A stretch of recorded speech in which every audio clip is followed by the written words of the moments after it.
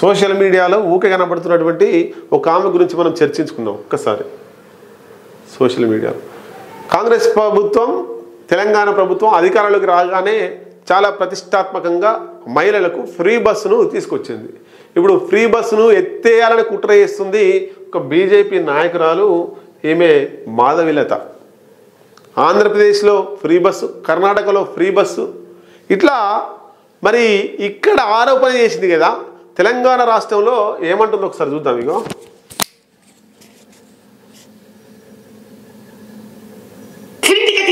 బస్సులలో తినడానికి ఏడబోవాలా బస్సు ఫ్రీగా బస్ ఎక్కిన స్త్రీ ఏడబోవాలయ్యా. ఫ్రీగా బస్సు టికెట్ లేకుండా బస్సులో మహిళలు తీసుకుపోతున్నారు. ఫ్రీగా బస్సు ఎక్కిన మహిళ ఏడికి పోవాలి అని అడుగుతుంది. ఏడికి పోవాలో తెలియకుండానే బస్సు ఎక్కుతుందా? వాళ్ళకి లేని బాధ మీకెందుకు? బస్సు ఎక్కే మహిళకు తెలుసు ఏడికి పోవాలి, ఏం చేయాలి, ఏ పని మీద పోవాలని. ఉత్తగా అయితే మహిళలు బస్సు ఎక్కి పోరు కదా, ఏం పని లేకుండా చిన్న పనో చితక పనో ఏదో పని ఉంటుంది, ఏడికి పోవాలని అడుగుతుంది. ఈమె ముఖం పెట్టుకొని ఏ రోజు కన్నా బస్సు ఎక్కి పోతే కదా తెలిసేది ఏడికి పోవాలో. చల్లగా ఏసీ కార్లు, దోసుకోవడానికి ప్రైవేట్ ఆసుపత్రులు, విరంచి హాస్పిటల్, దాని స్టోరీ మీ ముందు తీసుకొస్తా. ఈమె ఎంత చక్కట ఆమె, ఈమె ఎట్లా జనాలకు ఎంత సేవ చేయాలనే ఆలోచనతో ఉందా, లేకపోతే దోపిడీ చేస్తుందా? ఈ మధ్యలో ఏం మాట్లాడుతుందో కూడా అర్థం కాక బీజేపీలో ఇద్దరు ఏం మాట్లాడుతారో అర్థం కాని పరిస్థితిలో ఉంటారు. ఒకరు కేంద్ర మంత్రి బండి సంజయ్ అయితే, రెండోది ఇగో ఈమె హైదరాబాద్ ఎంపీగా పోటీ చేసి చార్మినార్ దగ్గర పోయి ఇక బాణం వేసినట్టు ఇట్లా ఫోజ్ ఇచ్చి ఓడిపోయి మళ్ళా మసీదు కాడికి పోయి మళ్ళీ పూజలు చేసినటువంటి గొప్ప నటకీర్తి మాధవిలత. ఈమె ఏ బస్సు ఎక్కి ఏడికి పోవాలి, మహిళలు ఉచిత బస్సు ఎక్కి అంటుంది. ఒకసారి చూద్దాం. ఫ్రీగా మహిళలకు టికెట్ ఇస్తే మీ ఆబ్జెక్షన్ ఏంటండి? నువ్వు ఉద్యోగం ఇస్తున్నావా? నువ్వు ఏమన్నా 33% ఏమైనా ఎలక్షన్లలో నువ్వు ఇస్తున్నావా? టికెట్లు ఇస్తున్నావా? 33% ఎన్నికల్లో రిజర్వేషన్ ఇస్తున్నావా అంటుంది. ఎవరు ఇవ్వాలి 33% రిజర్వేషను?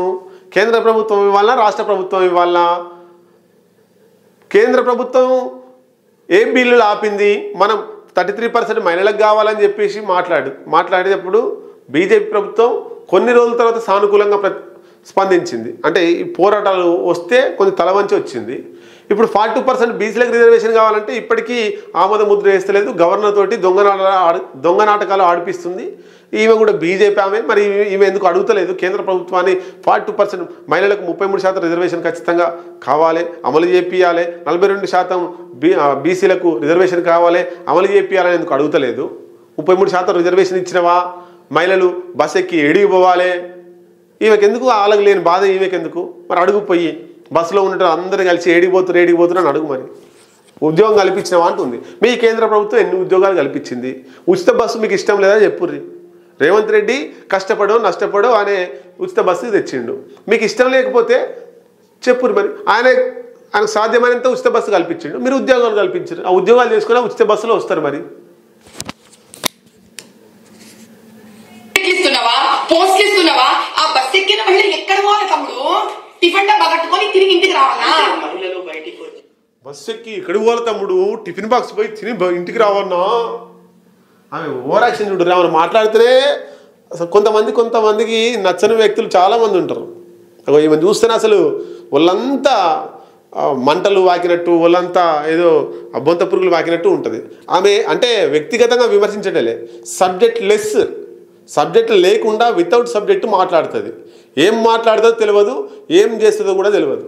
బీజేపీలో ఎట్లా ఉంచుకుంటున్నామని, బీజేపీ పార్టీలో ఎట్లా కొనసాగిస్తారో తెలుస్తలేదు. ఉపాధి కల్పించుకొని నువ్వు ఉపాధి కల్పించాలి కదా వాళ్ళకి. నువ్వు బస్ ఇచ్చి ఉపాధి ఇవ్వద్దు. ఏం చేయాలి? మంచి డబ్బా కట్టుకొని బస్సులో కూర్చొని తిని మళ్ళీ ఇంటికి పోవాలా? అంటే మీరు మహిళలను అవమానిస్తున్నారా? ఏమంటున్నా నేను? నువ్వు ఉపాధి ఆమె మహిళలు ఇప్పుడు ఉచిత బస్సు ప్రయాణంలో మహిళలు ఎవరైనా చూడండి, ఉత్తగా అయితే పోరు కదా, ఇంట్లోనే ఉంటారు. వాళ్ళు ఏదో పని మీద పోతున్నారు. జాబ్కో, ప్రైవేట్ జాబో, గవర్నమెంట్ జాబో, లేకపోతే అత్తగారింటికి పోవడమో, అమ్మగారింటికి పోవడమో, చుట్టాలింటికి పోవడమో, లేకపోతే ఇంకేమైనా వస్తువులు తీసుకురావడానికో, కొనడానికో ఏదో పోతుంటారు, వస్తుంటారు. వాళ్ళు తినడానికి పోతున్నారు అని మహిళల్ని అవమానించే ప్రయత్నం చేస్తుంది ఆమె. ఇయ్యదు, అమ్మ అడగదు, ఇయ్యదు ఏదో అంటారు కదా సామెత, అట్లా ఉంది. వీళ్ళు ఇయ్యరు. కేంద్ర ప్రభుత్వంలో ఉన్న వాళ్ళు ఉచిత బస్సు ఇవ్వరు, ఏమి ఇవ్వరు, ఇందిరమ్మ ఇండ్లు ఇవ్వరు, ఇంకా కొంతమంది కామెంట్ చేస్తారు, ఇందిరమ్మ ఇళ్లలో కేంద్ర ప్రభుత్వ వాటా ఉంది అని కామెంట్ చేస్తారు. ఇందిరమ్మ ఇళ్లలో కేంద్ర ప్రభుత్వ వాటా ఉంటే ఇందిరమ్మ ఇల్లు అని పేరు బీజేపీలు పెట్టనిస్తారా? 3 రంగుల జెండా ఏనిస్తారా? అసలు ఇల్లు గట్ట కాడ కాంగ్రెస్ వాళ్ళు ఉన్నదిస్తారా? బీజేపీ వాళ్ళే జెండాలు వేసుకొని పోయి ఆగమాగం చేసేటోళ్ళు. ఆ ఇందిరమ్మ ఇళ్ళలో కూడా మాది ఉంది అని చెప్తారు. ఇంకొకటి సన్న బియ్యంలో కూడా మాది వాటా ఉంది అంటారు. రైట్, ఉండనీరు కదా. తెలంగాణలో సన్న బియ్యం ఇస్తారు, మీ వాటా ఉంది, మీ వాటా ఉంది. మరి ఒక తెలంగాణలో సన్న బియ్యం ఎందుకు ఇస్తారు? మరి మీ వాటా ఉన్నప్పుడు 29 రాష్ట్రాల్లో కూడా సన్న బియ్యం ఇవ్వాలి కదా. ఇంగిత జ్ఞానం లేని మాటలు మాట్లాడుతుంటారు. ఇగో ఈమె ఒకసారి ఫ్రీ బస్సు ఇచ్చినందుకు ఆ డబ్బా పట్టుకుని ఏడ పోవాలామే? ఆ బస్సు ఏడ ఆగాలి? ఏ బస్ స్టేషన్ లో ఆగాల బస్సు? ఈ ఉద్యోగం కూడా నువ్వు సహకరిస్తే ఆ మహిళ డబ్బా పట్టుకొని ఆ బస్సు ఎక్కి ఆడ పోతుంది. సరే, నీకు ప్రజావాణి కూడా రావడానికి లేదు. ఇప్పుడు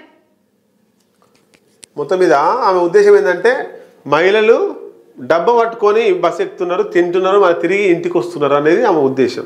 దీని మీద మహిళా సోదరిమణులు ఉచిత బస్సు గురించి ఈమె చేస్తున్నటువంటి కామెంట్స్ మీద మీరు స్పందించాల్సిన అవసరం ఉన్నది.